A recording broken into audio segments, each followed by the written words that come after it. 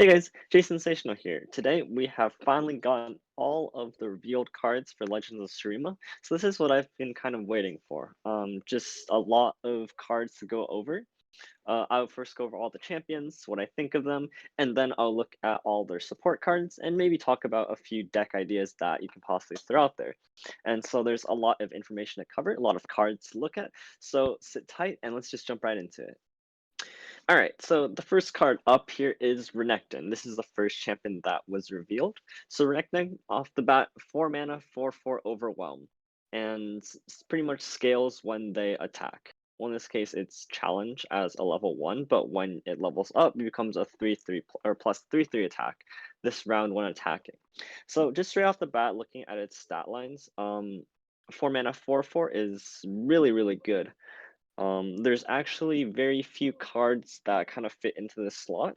I know a lot of Overwhelm decks, such as the Draven Darius Overwhelm, or the for your Allegiance Overwhelm deck, their 4-drop has often been pretty lacking. The Draven Darius version has tried to run cards like Wolf Rider as a 4-drop slot, and obviously if we can chuck in Renekton, that's a lot better. This will fit in a lot of curves in a lot of Overwhelm decks, and actually doesn't really have much of a build around cost. Obviously, we could build around with some granting vulnerability or granting challenger into Renekton so that it levels up one attack faster or one hit faster, but that's not exactly necessary. Even when it levels up, it still gains a +3/+3 per round when attacking, even if it doesn't challenge. So there's a very low deck building cost of just jamming Renekton into any of your decks, and if you can level up Renekton, it becomes a 4 mana 8/8 attacker, and that is obviously busted. And so Renekton, off the bat, very strong card. Looks kind of vanilla or kind of standard, but because it doesn't really have a high deck building cost around it, and its level up condition relatively easy, either challenges 2 enemies, attacks or blocks total of 3 times, or just any combination of that. If you buff Renekton, then you can obviously progress his level up faster. Renekton is a very strong card. Another thing that I will touch up is in regards to their level 3s. Obviously, Renekton's level 3 form is really strong. It's a 4 mana 10/10 that suddenly attack block deals 2 to everything on your enemy's side. But that's kind of overkill, and the Sun Disk build around is actually quite steep in relative terms to what Renekton does. And so I'm not exactly sure how much you want to go into Sundusk with Renekton, but Renekton as level 1 or level 2 is obviously very powerful. All right, moving on. Jarvan the 4. So Demacia card, 6 mana, 5/3 barrier that pretty much challenges when you attack and play him out. And so just looking at him off the bat, it's a very interesting concept that hasn't really been explored too much in this game so far. It's a burst speed unit that, when summoned, pretty much challenges the strongest unit. So in theory, you're paying 6 mana to deal 5 to a unit, and while still having the upside of having a 5/3 unit alive on board. I think on paper, Jarvan is very powerful. It's if you're killing the strongest unit, a lot of units don't really have more than 5 health in this current meta, depending on what units the Shurima meta will have. This could change a lot, and so this is somewhat comparable to like a Vengeance, for example. You're paying a similar mana cost, although this is all unit mana, but you're leaving behind a 5/3 unit if your opponent doesn't ping off the barrier. So on paper, again, Jarvan 4 looks very powerful. The only downside is, of course, Jarvan is in Demacia. Um, Demacia itself has kind of seen a little drop off in play. The only real good Demacia deck right now is Fiora Shen, and so I'm really curious to see how a archetype surrounding elites and Jarvan would perform. Looking at his level up, allies have survived 4+ strikes from enemy blockers. So just taking a little closer look at his level up condition, it is 4 strikes from enemy blockers, so you have to be attacking. So it can only level up on your attacks or with cards like Cataclysm. And so surviving 4 strikes seems pretty easy, especially for Demacia deck, because obviously you're usually running pretty well-statted mid-range units that your opponent probably has to chump block down. And so Jarvan fourth doesn't even have to see these units being played or be blocked. So I can see Jarvan 4 coming down easily as a leveled up form when you have 6 unit mana up. If you have like a few scout attacks beforehand, you can level up Jarvan really, really easily. And when you level up Jarvan, when you attack, pay my cost, same thing. Round start, create a fleeting cataclysm in hand, and when I challenge an enemy, grant me barrier this round. So hypothetically, Jarvan 4 coming down as a 6/4 versus a 5/3 practically does the same thing, so it doesn't change too much there. Creating a fleeting cataclysm in hand is pretty strong. It's very, very comparable to Shyvana, whose strafing strike creates when attacking. The only difference, of course, is that Cataclysm is a slow speed spell, but it is a little bit more synergistic with Jarvan. An ally starts a free attack challenging an enemy. So if you use Cataclysm on Jarvan, you get a free barrier on an attack, on a free attack, more or less. So when you have a leveled up Jarvan with a fleeting Cataclysm in hand, this is almost like a 3 mana slow speed vengeance as long as they can't proc the barrier or have any buff around. It's pretty comparable. And so this is a very, very strong combo that I can see really boosting the power level of Demacia. Of course, there are a lot of other ways that we can really make use of Cataclysm. I think they showed that when a scout unit is casted with Cataclysm, that actually acts like a rally, which is really, really bonkers. Um, and of course, you can also boost a lot of the attack, any units with attack keywords. I know in Demacia there are quite a lot of it. So there's a lot of synergy and play around within Cataclysm. For deck building around Jarvan, I'm not too sure how creative you can get with it.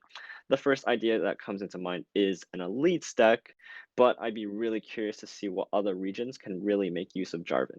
All right, next champion, Talia. Um, Talia is probably the most interesting champion out of the set. Not necessarily because it has the potential to be the strongest, but because we really haven't seen a champion quite like Talia. Now, as coming down as a 5 mana 2/4, it's obviously pretty weak. Play summon an exact copy of an allied landmark. So you at the start you already have a very you already have a relatively high deck building cost. You want to be playing Talia in a landmark deck, and of course, level up is summoning 5 landmarks. And so, the direction that a Talia deck wants to be built in is already pushed in a similar way. Summoning an exact copy of an allied landmark is kind of interesting. Obviously, you'd want to use this on a higher cost landmark to get the most value out of it, but the higher the cost of the landmark, either the higher the countdown is, and so when you play Talia down and you summon an exact copy of it, you don't really get the bonus right away. And if you summon on a cheaper landmark, then you feel like you don't get good enough value out of Talia. Now, when you summon 5 landmarks, Talia also counting as summoning an exact copy. So if you summon 4 landmarks before, then play Talia out, you can level it up. And with the way that Shurima landmarks are kind of built out, I think that this is relatively simple. And so being able to level up Talia on curve is also a very likely possibility. Now here's where things get a little bit more interesting. If you do manage to level up Talia on curve, you have a landmark on board. You're dealing 6 damage to the blocker, and it's pretty much overwhelm. Any damage that goes beyond that goes to the Nexus. Obviously in increments of 2, so if you kill a unit with 3 health, then you only deal 2 to the enemy Nexus. But this seems pretty strong. It's almost comparable to Anivia. Of course, you can get a leveled up Talia down probably in half the time that you can a leveled up Anivia. Um, but I'm not exactly sure yet. It'd have to really depend on how the general support cards can do. I don't think that you can just have some kind of all-in Talia deck like you do with Anivia and still try to get the same results. I think Talia's power level does depend on what the landmarks and Shurima support cards can do, and while having Talia as a pretty decent finisher. Um, Yeah, that's pretty much all I have to say for that. I know there are some really crazy combos that you can clone Talia with, and then having multiple Talias is obviously very, very threatening, but we'll have to see how that goes. But moving on. All right, we are trying to breeze through these as fast as I can because there are still a lot of cards to talk about. Lissandra. Now, this is probably one card that a lot of people are very interested in. So, Lissandra itself is a 3 mana 2/3 that summons a Frozen Thrall, which is which is the 1 mana countdown 8 summon an 8/8 Overwhelm. And when you level up Lissandra by summoning at least two allies that cost 8 or more, you create the Watcher in Hand, which is the card that obliterates your opponent's deck. So obviously, looking at Lissandra on play, summoning a Frozen Thrall on turn 3 is not great.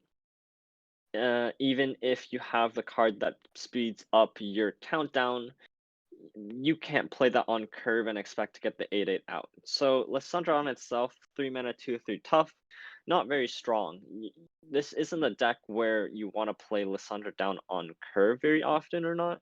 It's mostly when you're able to level up Lissandra, you want to slam it down to create the Watcher in Hand. Now, when Sandra is leveled up, your Nexus gets tough.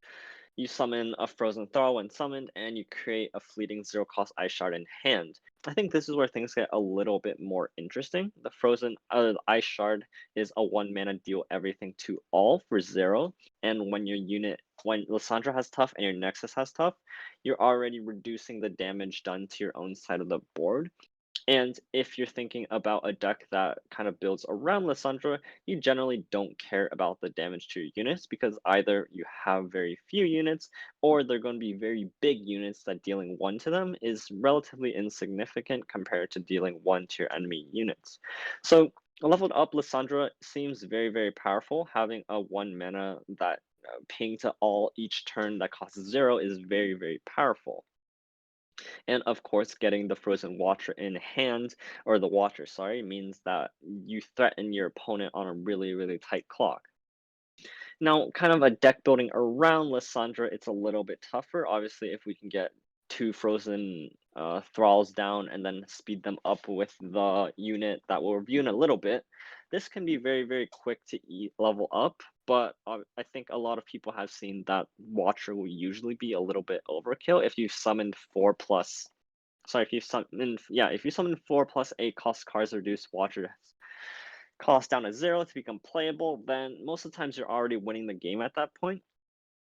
So I don't see Lissandra being too powerful, or the Watcher being too powerful, but Lissandra giving your Nexus tough, giving you a board ping every turn can be a very, very powerful stall tool in a deck that really needs more tools to control the board and kind of fork your opponent into making difficult situations. So Lissandra seems like a good tech card in some of these situations, but I don't know how much will necessarily build around her. Moving on. Gnosis. So Gnosis, 6 mana, 2/2 fearsome. When you slay a unit, you gain +1/+1. A lot of people see this and think of Endure, which I think is a relatively good comparison. I think that both Endure and Gnosis kind of fit a similar purpose, but of course having Overwhelm makes Endure a lot better than having Fearsome as a keyword because Gnosis can just get chumped out. Now, the upside is that the slay keyword is, I think, very, very easy to activate, even easier than even killing your own units. So Gnosis will scale at a rate that's faster than Endure and comes down 1 turn earlier. And so this is has a very, very high potential of being very powerful. And say you play Gnosis on 6 attacking and it's already a 10/10 and you strike and you level up, then you pretty much give Gnosis Spell Shield, which makes playing Gnosis Atrocity a lot stronger. And so, looking at Gnosis versus Endure, I think it comes down to the Shurima support cards for like a mechanic such as Slay or a mechanic that kind of helps tutor out this certain combo. But I think on paper, Gnosis itself looks pretty strong. I think that the Slay mechanic will be very, very easy to activate. And of course, looking at the level 3, it's obviously again very, very overkill. by the point that you level up Sundisk, and we don't even know how fast you can really do that at a reliable rate, I think that you already have Gnosis level 2 being able to play Atrocity, for example, and having to play Sundisk means that you can't play Atrocity, and so you have like a slower, fearsome mid-range type of deck, in which probably doesn't utilize a slay mechanic to scale Gnosis as quickly. And so again, I think that Gnosis with a Sun Disc probably isn't the right direction to take. Moving on. Next, we have Kindred. I think this is one of the champions that a lot of people have been talking about, and for good reason. I think Kindred is one of the strongest champions that have been released with this set. For those who don't know what Kindred does, it's a 5 mana 4/4 quick attack that says the first time you slay a unit each round, I mark the weakest enemy, and round end you kill the weakest enemy. So Kindred pretty much just kills an enemy's unit for pretty much free each turn. So if you have Kindred down on board over the course of a few turns, you just snowball your board advantage to a state that you can kind of just take over your opponent's side of the board. And for a very, very cheap way of activating it, all you have to do is slay a unit this round. With a lot of the Shadow Owl's cards, you can proc this really easily while also giving yourself a benefit like either drawing cards or buffing your own unit. And so being able to activate Kindred really, really cheaply and really efficiently is very, very powerful. And being at 4 health is a real big pain in the butt for a lot of decks to deal with. We've seen, suit up TF or just even like a 3/3 Aphelios being really, really hard to kill over the past meta, and I think that Kindred will be in a very, very similar position. Being a 5 mana 4/4 stat line that has quick attack means that it has a very, very hard time of being dealt with by your opponent. And when you level up over, say, 2 rounds of being able to slay 2 and mark 2, then you just become a scaling threat that becomes even harder to kill. And so Kindred, very, very powerful, very easy to build around, and can fit in a lot of different decks. I think that a lot of people look at some Shadow Owl's mid-range deck, where you can run a lot of the Slay cards to draw you a lot of cards, refill your hand, keep up with mana, keep up with tempo, while also removing tempo from your opponent's side as well. So this is probably one of the champions that I'm most interested in trying out. And so I think that a lot of you guys should look out for Kindred as well on day of release. Moving on. Severe. 4 mana, 5/3, quick attack, spell shield. Need I say more? This is insanely powerful just as a stat line. If we ignored everything else about this unit, about this champion even, this is super, super powerful. We already mentioned how a 4/4 is really hard to deal with. Now let's try dealing with a 5/3 spell shield. That's actually insane. Needing to pop the spell shield first and then playing a card like Get Excited, the Thermal Beam, or anything like that, killing a Felios is already hard enough. Now we have spell shield on a quick attack 5/3 unit that your opponent has to respect, otherwise they just die. Severe is really, really powerful. It comes down on 4, which is pretty early on, and starts dealing a lot of pressure to your opponent, and can be very, very insanely snowballing.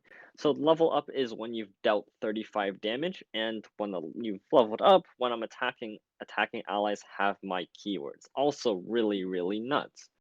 So having to deal 35 damage isn't exactly that easy. There is a decent amount of synergy with that, with like some of the cards pushing towards the reputation side, but I don't see Severe leveling up before, say, turn 6, turn 7, turn 8 at a reasonable pace.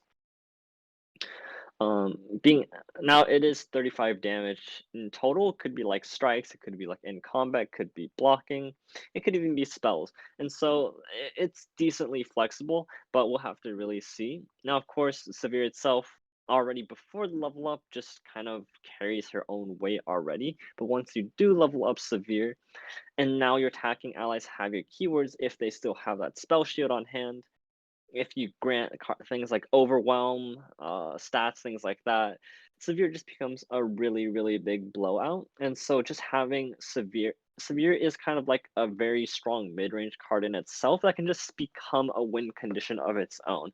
And this is something that becomes really, really powerful in a champion design as itself. If we look at a card like Aphelios, being a 3 mana 3/3 that can scale into a quick attacker, and then you give it overwhelm, it scales with temple, it controls the game all by itself. This is a very, very similar and strong concept in the fact that not only are you applying a lot of pressure to your opponent, if they don't respect this champion, you can just run away with the game, even if you have a somewhat slight wide board state of its own. So Severe, very, very powerful. Moving on. LeBlanc.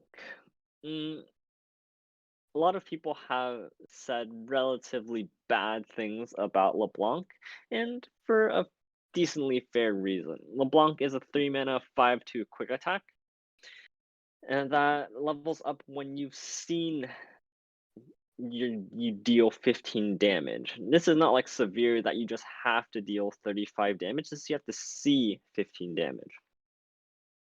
And so, of course, I think that when people try to focus a little bit too much on that, I think LeBlanc can stand out as relatively weak champion compared to the rest that have been released with this set. But even at face value, LeBlanc is a 3 mana 5/2 quick attack that has to be respected. Um, there aren't too many good comparisons. If we want to compare it to a card like Zed, for example, Zed, one side of it gets chump block, and then the other side gets a strike for 3. This is a very, very similar concept where the opponent will probably have to chump block LeBlanc out over the course of a few turns. Outside of PNZ, there aren't very, very efficient ways of killing LeBlanc, and this by itself can be pretty strong.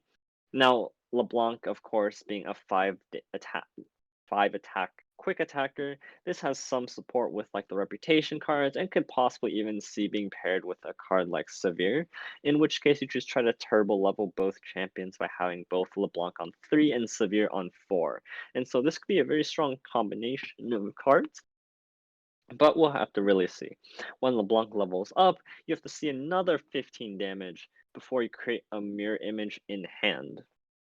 Now, Mirror Image, I am blocking it here, but it's a 2 mana slow speed spell that summons an exact ephemeral copy of an ally with 5+ power.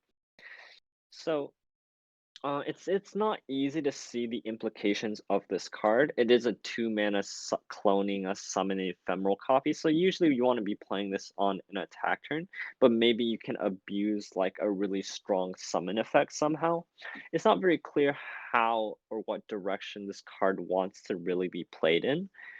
But on face value, LeBlanc seems a little bit more boring compared to the other champions. I think that this could be a good mid-range support card for a deck like Severe, or even like a lot of people have been putting this within Ash Noxus type of thing. And so I think that there is going to be a home for LeBlanc, and I think that people might be underestimating just the sheer pressure that a 3 mana 5/2 can generate. But I'm not the most excited to play around with this card, and it'll be interesting to see where this card can really thrive. But with that said, let's move on. And finally, we have our last champion card to look at. This is Azir. For those of you who haven't seen this yet, Azir is a 3 mana 1/5 that when allies attack, you summon an attacking Sand Soldier. So Azir has been built a lot around this Sand Soldier type of concept. Um, when an allies attack, so it's very important that Azir himself doesn't need to attack in order to summon a Sand Soldier. So this is already a very powerful concept. It's pretty much another back row champion, much that we've seen a lot, and we've known that back row champions can be very powerful. Being having 5 health for coming down on 3 makes him to be very annoying that can't be dealt very easily unless you're running cards like Calling Strike, for example. And so I think Azir is a very sticky unit that can just generate you a lot of value over turns. Now, of course, just summoning a Sand Soldier on an attack isn't that powerful, but with a lot of support in some of these regions, I think that this could be very strong depending on how the deck is built. I've seen some being built more all in on the Sand Soldier concept. I've seen some being fitted into more of an aggressive shell in like Shadow Isles. And so I think Azir is also one of those flexible champions that can kind of be fitted into a lot of decks. Level up condition. You've summoned 10 units, and then when that happens, when you summon an ally, give us both +1/+0 this round. So this seems okay. There are a lot of the Sand Soldier cards that just give Sand Soldiers like +1/+0 or something when you summon or when you're attacking. But crucially, this also gives Azir +1 this round. And so if you summon 3 units this round, Azir becomes a 5/6. And while this isn't very powerful on its own, depending on how many units you can summon, depending how big these units get, I think Azir still represents a very, very big threat as a back row champion. But I think one of the most interesting things about Azir is its level 3, which is once you restore the Sun Disk, you replace your deck with an Emperor deck and you draw one. For those of you who haven't seen the release video, I highly recommend that you check it out. But what this kind of boils down to is when you level up Azir to level 3, you pretty much win the game. It's very hard for your opponent to ever come back from it because you're just playing overpowered cards once that happens. And so I think this is the highest potential for a Sun Disk deck. Azir is the one that you really want to be building around Sun Disk in. And a lot of the Shurima cards are synergistic with the Sand Soldier concept, and so I can see this being fitted in very, very well. Is this strong? Maybe. I don't actually know. This depends on how fast you can get Sun Disk down and leveled up. And this will really see how strong this kind of archetype is. Disregarding the Sundisk, Shurima, all-in type of deck, I think Azir will still be a very, very powerful champion. You'll see a very common theme is that all the champions revealed have been relatively powerful, and I think that this whole set as a whole has a lot higher power level than pretty much anything we've seen before. And so I'm very excited to see what these champions can do. Whew. Alright, that covers all the champion cards. We're gonna quickly look at some of the follower cards that I think are very interesting or very powerful, or maybe I think people are overrating. And we'll try to spend some time talking about some potential deck ideas at the very end. But let's go over to the Mobalytics site and we'll talk about some very strong cards that I think are really exciting on day one. Okay, so we'll just go in chronological order of newest to oldest, just so I don't have to scroll as much. But the first card that stands out as being one of the strongest cards I have seen is Dunekeeper. Dunekeeper, 1 mana, 2/1, summon a Sand Soldier, which is here, 1 mana, 1/1 ephemeral. Insane strong card. Very aggressive turn one play. It's already well statted for a 1 drop, and it summons another unit to attack, which is a very strong concept in itself, but it also has high synergy with the other Shurima cards, with the Sand Soldiers, and with Azir.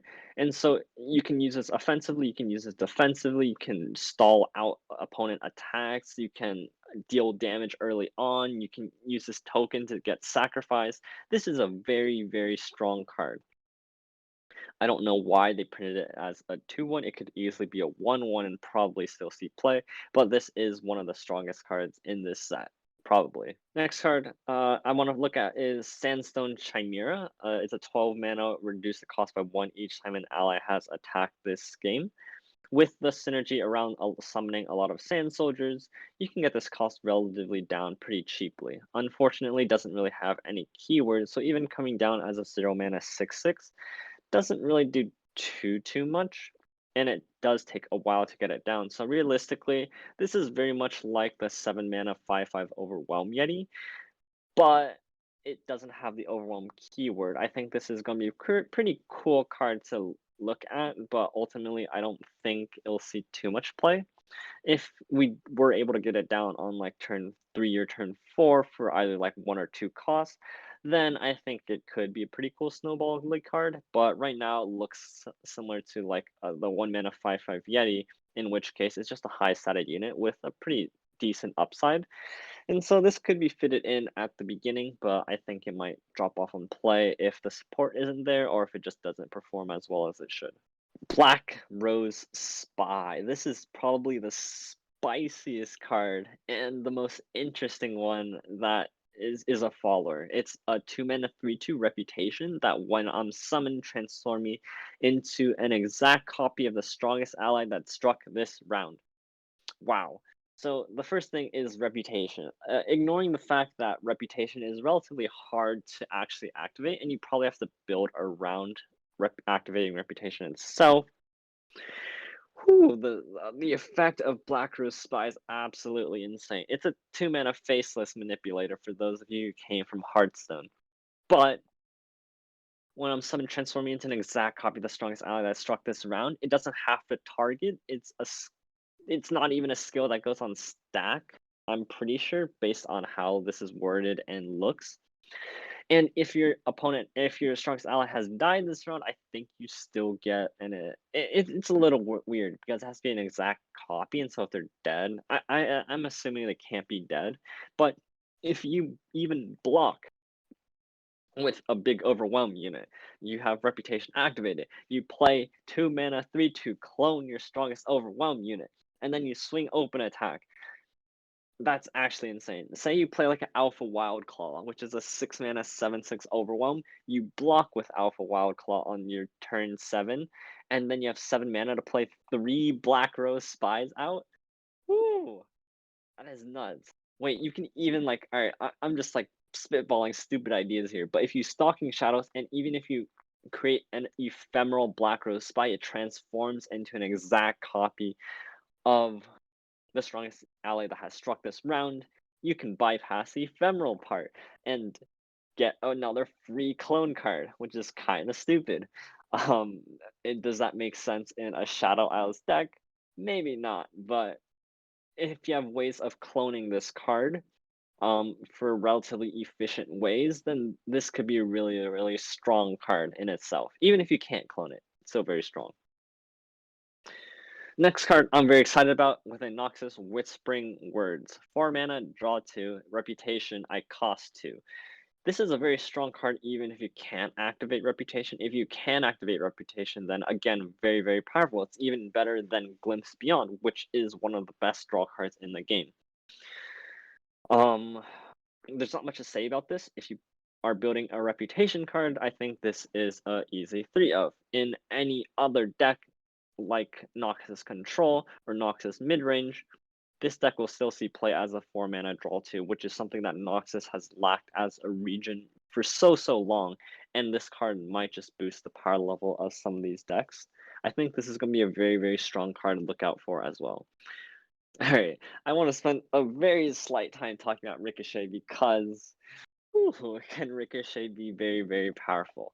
Ricochet is a 6-mana slow speed spell that when you reputation costs 3, and it deals 1 damage to a random enemy or to the Nexus 5 times. So it bounces off random enemies and the enemy Nexus. So on paper, doesn't seem very strong. If there's like 3 units on the opponent's board, this might not even clear any of them. But this scales with kegs. And so if you have 1 keg down, you deal 10 damage or something like that. And then if you have 2 kegs down, you deal 15. I think that's actually how it works. So if your opponent has no units on board, this is a insane card. It's like a Decimate, but better. Woo. And if you activate the reputation, and of course it's Shurima, it's from Severe as a spell, champion spell. I think that reputation will be easy to activate, and being a 3-mana deal 5 can be very powerful. Alright, the next card I want to talk about is Loaded Dice. This is a really funny card to play. It's a 4-mana slow speed spell that for the rest of the round, when you damage the enemy Nexus, you nab 1. So the first thing that jumps into my mind is for those of you who aren't familiar with kind of some of these decks, there has been a Bilgewater PNZ Gangplank deck that kind of tries to turbo level up Gangplank with cards like Ballistic Bots, elusives, things like that. If you play loaded dice, you play ignition that nabs one, deals one. If you hit the enemy nexus with 3 units, you nab 3 more cards. This is one of the funnest cards I have seen printed out. Obviously comparing it to a card like Pilfered Goods, if you can't damage the enemy nexus more than twice this round, it has a worse payoff. So you have to be at least able to damage the enemy nexus 3 times in a round for this to be worth it. Which is a little bit tough because this is a relatively high deck building cost because you either need like a wide elusive board that can't be blocked, that can't be removed really easily, or you need a lot of cards like Mystic Shots, get excited, burn spells, ballistic bots to really make use out of it. But this is a really, really funny card that I'd be pretty interested in trying to meme around with. Concurrent timelines. You all know the hype around this card. If you play this card and you play a Ledros, and you can transform it into a Dreadway and just win the game. This is really, really powerful, especially for its cost. It's a 1 mana slow speed card that for the rest of the game, this is an aura like a Zoe that you can just play on turn 1, and you can just abuse summon mechanics with like understated units to transform them into stronger ones. This is very practically zero tempo loss on turn 1, and you could possibly have the upside of having a very strong tempo gain throughout the whole entire game, or even just having like a Ledros into Dreadway combo that just wins you the game on the spot. This is very, very interesting and has the potential to be very broken. Um, Being at 1 cost is basically no downside apart from the fact that you can't play your deck. So has a somewhat build around, but I think the build around is such an upside that you're just abusing lower statted minions with like a summon mechanics or abilities, and just abuse that to get better units out. And so concurrent timelines looks very, very powerful. Next card I want to touch up is Spirit Leech. It's a 4 mana play, kill an ally, draw 2. This is Glimpse on a Stick that can't be denied. This is super strong. Effectively, it's a 2 mana 4/1 and cast Glimpse. Without the icon, as you see on the other fiend, this can't be denied. And so you can practically run 6 glimpses in a Shadow Isles deck. Do you want to do that? Who knows? But I've seen one of my friends has made a Kindred Go Hard list. Oh, one more thing. This is a Slay. This procs Kindred while still drawing 2 cards. Slay in Shadow Isles is going to be absolutely insane because not only is it so easy to activate, there's upsides for activating a Slay, which I think is one of those reasons why Slay might be super, super powerful keyword. Because it's not like you have to kill your own unit, which, there is upside to it already, but being able to kill your own unit, killing opponent's units with like anything, it's just so easy to proc and it's going to be so powerful. Now, I will touch upon Other Fiend a little bit. It's vengeance on a stick, but can be denied by, removing the ally that it is targeting. This could still be very strong. I don't know if you'd want to slot it over Vengeance because this is all unit mana, which is something that Vengeance doesn't need to rely on. But coming with a body, it could be very good in a mid-range deck like what Kindred wants to push. And, killing an ally, kill an enemy, then Kindred blocks and kills a second enemy. This could have a very high potential for very, very strong tempo swing cards. Um, I will go back to Lamb's Respite, which is slow, give the weakest ally, I can't take damage or die this round. This card is interesting because you can actually abuse the can't die this round type of thing. This means that the other fiend can't really be denied anymore. This means that Spirit Leech, if you try to kill something, that stays on the board, so you get a free call. Obviously, this is anti-synergy with the Slay mechanic, because now the unit that you want to kill doesn't die. But if you have a turn where you can abuse a couple of kill words at once, and then like you play out a few units that use that mechanic, then you can save a unit pretty much for free. I think one thing that this is very interesting with, I just thought about, if I can find the card, is with oh, this is awkward, is with Mask Mother. You kill an ally to grant its stats and its keywords. Say you have one unit on board, then Lamb's Respite makes that the weakest ally and says that it can't die this round. If this is a 6/6 fearsome, skip the fearsome. If this is like even if it's like a 4/4 overwhelm, if you have Renekton on board and you cast Lamb's Respite and then you play Mask Mother, on turn 5, say you play Renekton on turn 4, you bank 2 mana, and then you can play 2 Mask Mothers. You play 2 Mask Mothers on Renekton, and you get 2 copies of 2 mana 6/6 Fearsome Overwhelms. Lamb's Respite can have some really insane synergy if you don't have some wide board that plays bad units. If you have one unit on board that's decently statted and you Lamb's Respite into Mask Mother, this is absolutely nuts. Holy crap, I didn't think about that. But I think Lamb's Respite has some potential. Maybe not as much as I think I how much praise I give it. Like if you play like Fading Icon, for example, and you Lamb's Respite your prey, then the upside there isn't very much, except for you just got a chump blocker that survives around. And I don't think that's the chump blocker is meant to die. And I don't think that's the value you want out of a card like Lamb's Respite. Alright, next card, Bakai Reaper. 1 mana, 1/2 fearsome. When you slay a unit, grant me +1/+0. So a 1 mana, 1/2 fearsome that scales each time you slay. I think this is very powerful. Having a fearsome keyword as a 1-drop is already very, very strong. If we compare this card to a card like Fearsome Pet or Precious Pet, this card has 1 more health and can scale past the attack of Precious Pet.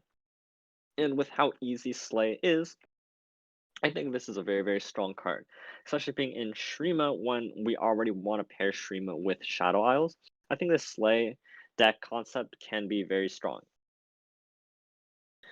And similar for cards like Rampaging Bakai and Sanctum Conservator. Rampaging Bakai, very easy. You can play this on curve with the play effect, and you just strike.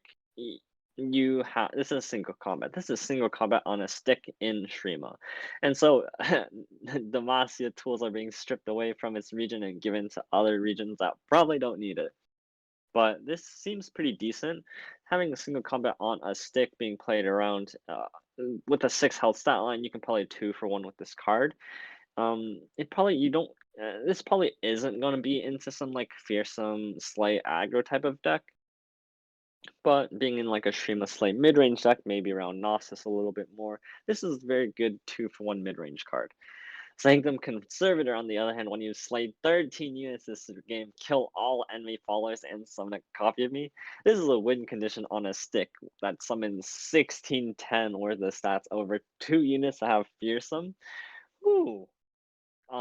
Downside, you get to slay 13 units, which might be a little bit harder. Depending on how reliably you can slay 13 plus units on curve by turn 8, or even 9 or 10 will dictate how strong this card is. Or, like, at that point, you might have just won the game already. And so this might be a little bit overkill. Um, but if it isn't, then this card is super strong. Next card, Rite of Calling. 0 mana, slow speed spell, kill an ally to destroy one of your mana gems. Or destroy one of your mana gems to draw a champion. 0 mana, slow speed, champion tutor. Very, very powerful. Now, I think that one of the good ways to abuse this card is with a lot of the Sand Soldiers, especially with the 1 mana 1/2 summon a Sand Soldier. You can play this on turn 1 to pretty much get a free tutor out for free with pretty much no downside. Now, the later the game goes on, the easier is will be to stop this card unless you're willing to destroy one of your mana gems. And so I think that this card is in an interesting spot. The earlier you play it, the better chance that you have of getting it off. And of course, the downside is it is a slow speed card that can be denied. Although I still think that this card will be very, very powerful, especially in decks that will want a tutor. This can be very strong. Drac Lorn Inquisitor. 5 mana, 4/5. When I'm summoned, summon a Frozen Thrall. Round end, if the countdown of any of your frozen thralls is 4 or less, advance them to 0.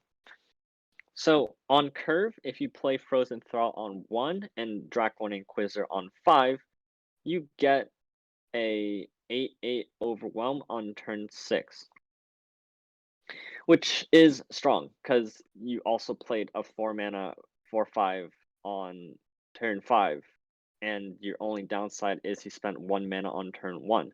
Now, of course, this combo can't be executed every time, but having a 1 drop on 1 and a 5 drop on 5 is super, super likely if you are mulling for it. It's probably like an 80-85% chance of actually happening. And so being able to execute this on curve is actually going to be very, very likely. And depending on the filler cards you have between turns 2 and 4, this can be a very, very strong concept. Now, is this the kind of card you want to be playing, trying to turbo out Lysandra? Maybe, but I'd be more interested in a deck that really abuses the ability to cheat out these crossguard thralls as fast as possible and just win the game with 8/8 overwhelm units. But I think this card is going to be a really strong card to look out for. Desert Naturalist. 4 mana, 2/4 play, destroy landmark. If it is allied, summon a Grumpy Rock Bear, which is 5/4, I think. Yeah, so it's a vanilla 5/4. I think this is going to be very interesting because now that I read it, you can destroy any landmark. So this is really, really good when landmarks are going to be very, very prevalent in this expansion. The flexibility to destroy an opponent landmark or to have an upside of destroying your own landmark is very powerful, especially when in Shurima. You have cards that really cheaply generate you landmarks, or you can play very cheap landmarks. And so having a very strong flexibility to either summon a 5/4 on your side by destroying like a Rolling Sands, for example, is very, very powerful. Or you can really disrupt your opponent's game plan by just destroying their own landmark and having a stick as well, right? This is really, really powerful. We'll see how many landmarks will be played, but even if there isn't a lot of landmarks being played, this can be still slotted into a Talia deck, in which case you're just like abusing this with like rolling sands to kind of cheat out tempo. And this is what I was kind of talking about earlier with Talia, because Talia isn't exactly the win card of its own necessarily. Having a very strong early game potential with cards like Desert Naturalist will boost this archetype up significantly. Ancient Hourglass. 2 mana fast speed, obliterate an ally and summon a stasis statue in place, and countdown 1, summon an exact copy. So this card very, very similarly reminds me of a card called Recall in Ionia. Or not Recall, Retreat, which is a 2 mana recall an ally, 1, and then you get a fleeting card that puts down a 3 mana or less unit into play for burst speed. So very similar. It's a 2 mana save a unit type of thing, but of course this can be abused with Talia and summoning more Talias like that. And so I see a very, very strong combo potential with Ancient Hourglass and Talia being able to clone some big units, not only being able to save them if you need to, but also cloning them on the following turn. So very high combo potential with this card. And at its worst, it's just like an Ionia retreat card that just saves your unit. So this card looks very strong. Next set of cards I want to look at are the predict cards. This is cards like Ancient Preparations, which is a 1 mana landmark that says play predict, countdown 2, summon and clockling, or Aspiring Chronomancer, which is 2 mana 2/3 on play predict. Predict is pretty much just looking at 3 cards in your deck and picking the one that you want to put on top. So this is like a pseudo tutor. It's sort of delayed, especially if you play them on curve. You can't like play a draw card to immediately get them. And predict itself is obviously very strong. It's a tutor on a well-setted unit that you don't lose tempo. Um, Now, the downside is that tutor is only locked in Shurima, and so I don't I haven't explored enough scenarios or like what kind of decks or like existing decks would want to say like be in Shurima in order to have this tutor mechanic. Tutor mechanics would obviously help combo decks, all-in decks, things like that a little bit more by giving them an extra level of consistency. But needing to play, the downside is that you need to play Shurima. Now, there could be a lot of new decks that can really abuse this predict mechanic, either with like Xenotype researches. If you can somehow find the buffed unit and putting it on top, this could be a pretty strong tempo play. But beyond that, I'm a little bit skeptical just yet because I haven't built any predict decks, but I'm not very certain in what existing deck would want to ditch one of its existing regions to play Shurima Predict. Because at the end of the day, these are still pretty vanilla stat line cards to predict. And so I think that this key mechanic is strong in itself, but I still need to see the potential in what decks these would perform well in. Next card is Penitent Squire. When you behold an elite when summoned, create a Tattered Banner in hand, which is a 1-mana burst speed card. The next time you summon an ally, grant it Challenger. This is really synergistic with an elite deck, especially with like Jarvan, where you do want to be able to have challenge, or with like Honored Lord or Gallant Rider here that really synergize well with the challenge keyword. And so this is an easy staple in some of these elite decks, or with Renekton. And this card really activates Renekton because if we can just grant Renekton challenge, that kind of cuts down a lot of the headache that we need to do, especially coming down on 1 and then Renekton on 4. Having that combo is very high. Again, I mentioned the 1/5 turn combo. Even like the Lunari Dustbringer into a Aphelios on 3 combo is still like 70% chance. And so 1 mana into turn 4 Renekton is still going to be very, very high at probably like 75, close to 80% chance of likelihood of drawing. And so this can be a very easy way of enabling Renekton or any of the other Demacia elite cards. So I think this is going to be a pretty staple card in a lot of these decks. Of course, the downside is I have to behold an elite. And so this is a little bit more deck building, especially if you want to use this in combination with Renekton. But last card is Buried Sundisk. So start of game, draw me. You have all Shurima cards. It's a 25 countdown, and when an ascended ally levels up, advance me 10 rounds. So actually, having read it a little bit more, it might not be as hard. So let's say you level up 1 champion, then the countdown turns to 15. Realistically, you level up on like turn 5 or 6, so the countdown remaining is 10. And you have a few cards like Esteemed Hierophant that advances it 2. So unless you're leveling up more than 1 ascended champion, meaning that you have to run more than one, you have to run Azir and at least Renekton or Nasus in your deck, you're realistically leveling up this on turn 9, turn 10, if you're playing like Esteemed Hierophant in your deck. So the payoff of this is very, very slow, and there's already Shurima cards that destroy landmarks, so if you're trying to all in on a Sundisk plan, you still have to be worried about them destroying your Sundisk, and if you have to restart from 25, that's obviously very, very detrimental.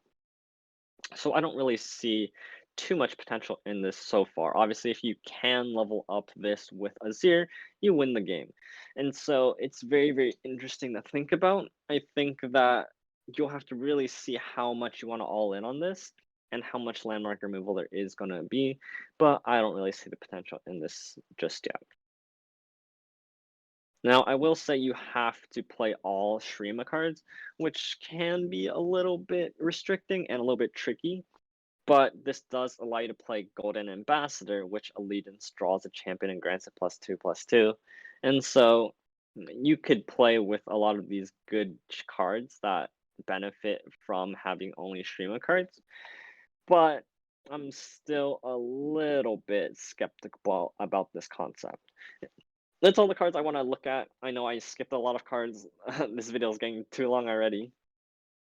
I might have to make another video on the decks later on, which works out for me because I'd rather make a video on decks after I've played them out and try them out for a little bit more. But that's gonna be the end of that. I hope you enjoyed some of the initial impressions. Maybe if you disagreed with anything I've said, please let me know because I'd love to talk more about some of these cards. But with that, I'll leave it there and I'll catch you guys later.